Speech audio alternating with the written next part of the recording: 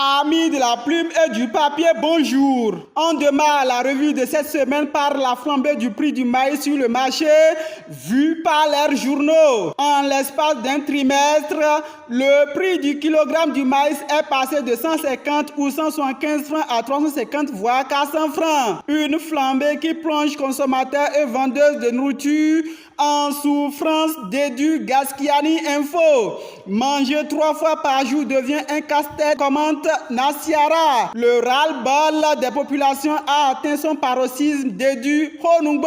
Pas de panique. Le gouvernement prend des dispositions, note le matinal et l'économiste. Selon le ministre de l'Agriculture, cette spéculation du maïs n'est pas du fait d'une baisse drastique de la production qui ne répondrait plus aux besoins nationaux.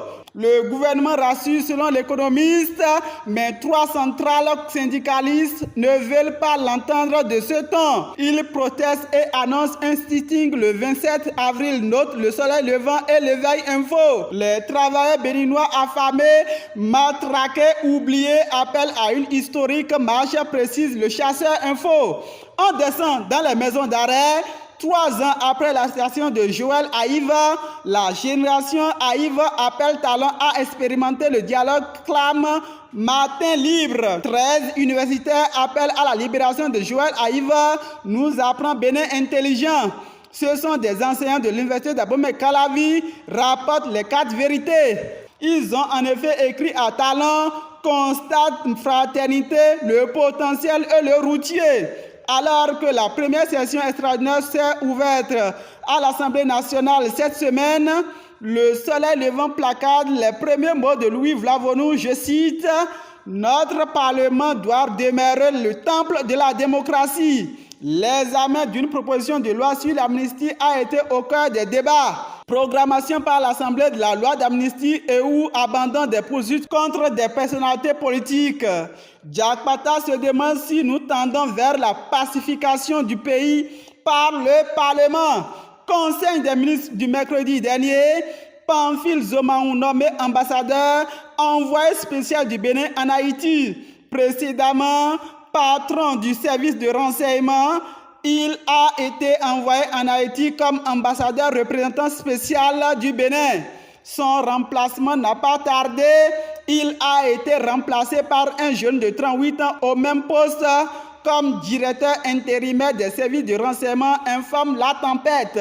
Recensement et attribution des sièges dans les nouveaux marchés, l'Agence nationale de gestion des marchés met en garde. Annoncé en Conseil des ministres, certains marchés modernes seront bientôt ouverts. Et déjà, un groupe de personnes d'association du marché de Dantokpa procède de façon illicite depuis quelque temps au recensement des personnes en vue de leur réserver des places dans les nouveaux marchés modernes construits.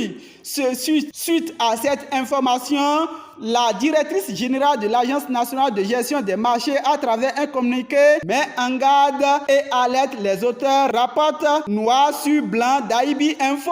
On reste toujours avec le même journal pour parler cette fois-ci de l'opération de répression des infractions liées au code de la route. C'est un couteau à double tranchant, titre le journal. La répression des infractions liées au code de la route démarrée sur toute l'étendue du territoire national a pris une tournure inquiétante. Prévue pour décourager l'incivisme et le non-respect du code de la route, elle expose également les tares des éléments de la police républicaine. Grâce à cette opération, plusieurs fonctionnaires des forces de sécurité publique ont été interpellés, limogés et gardés pour excès de zèle ou comportement dégradant. Ça vire à la bavure pendant que l'insécurité s'accentue, titre La Boussole. Un cas est survenu à Natitengou la semaine écoulée. 4 agents policiers impliqués dont un qui a bastonné un motocycliste. Il y a essai dans la répression du non-port de casque et la population béninoise est en colère, fait savoir le Soleil Bénin Info. Est-ce Talon qui a demandé tout ça?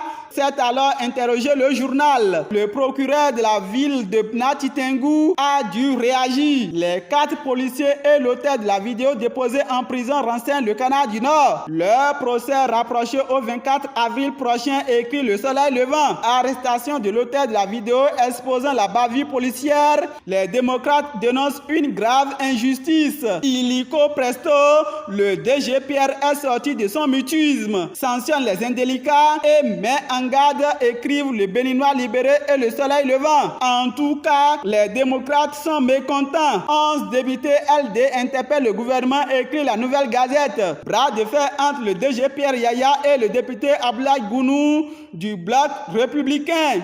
Le député avait fléché la police dans son entièreté après les violences policières sur un citoyen à Natitingou. La police est au service du peuple. La police ne doit pas devenir un instrument de trouble de la quiétude de nos paisibles populations, a déclaré l'honorable Abdoulaye Gounou, député de la mouvance, sur une radio de la place et repris par l'investigateur.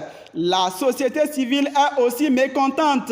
Social Watch Bénin s'indigne contre la façon de réprimer et invite au respect des droits humains, nous apprend la boussole. Toujours pour répression des infractions au code de la route, un motocycliste perd la vie à ses mains. Podi regrette le grand regard. Pendant ce temps, le potentiel y voit un flou dans la gestion des ressources à la Commission électorale nationale autonome. Le journal recommande d'auditer la Sénat. C'est un remède pour sécuriser l'argent du contribuable. Ce qui n'a pas été recommandé, la Sénat outille les partis politiques sur les procédures de la gestion comptable et la reddition des comptes à travers un atelier de formation des partis politiques qu'elle a initié, affiche Plume Média.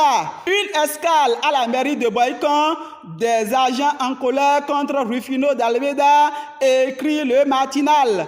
En clair, les travailleurs s'opposent à travers le lundi rouge pour abattement de la revalorisation salariale, constate du Coin Info. Attaque terroriste dans le Septentrion, des individus armés non identifiés ont ouvert le feu à Malanville. Lors de cette attaque, 3 morts ont été enregistrés, regrette le Béninois libéré, la Nouvelle Tribune et l'investigateur. Fait divers pour fermer la revue de cette semaine. Après avoir couché avec une fille de joie à qui il a remis un faux billet de 10 000 francs, un homme arrêté avec 1 030 000 de faux billets, informe du Coin Info. Recruté pour s'occuper des bêtes, il préfère la femme de son employeur. Un bouvier tombe amoureux de l'épouse de son employeur Aniki, placard rouge sur blanc, l'investigateur. Et toujours avec le même journal, son mari va passer 8 mois chez sa maîtresse.